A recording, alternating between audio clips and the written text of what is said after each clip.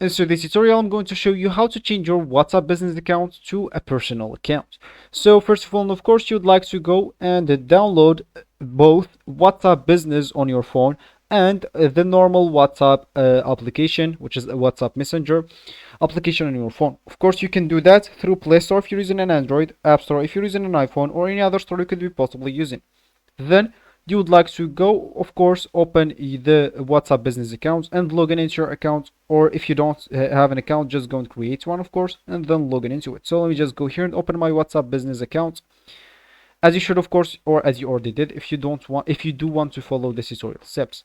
So this will actually be my home or my main screen. And of course, if you want to change from your WhatsApp business account to your personal account, make sure from here, like this is the WhatsApp business. So all you need to do, just go and click at the settings here, like then click at the business tools, of course. If you add here anything business of your business, just go and remove it. Then click at your name here as well, like delete whatever have of your business here, description, business address, business hour. Then all you need to do, just go and actually uninstall this WhatsApp business. Make sure to go install it. You can install it from your the store that you downloaded from, or you can, for me in this case, I can just go and let it up here, and it will be actually an installed.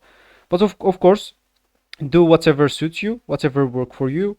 So, and of course, when you do that, you will need just to go to the normal WhatsApp and open it, and then click at, of course, before first of all, you would like to read the privacy and policy then and term of service. Then click as and read continue. Then here you would like to choose the same number that you are using that you used on the WhatsApp business. Then create your account normally, and that's how you actually can convert your WhatsApp business account to your personal account. So this will be actually for this tutorial. I hope you like it. Thank you guys for watching, and goodbye.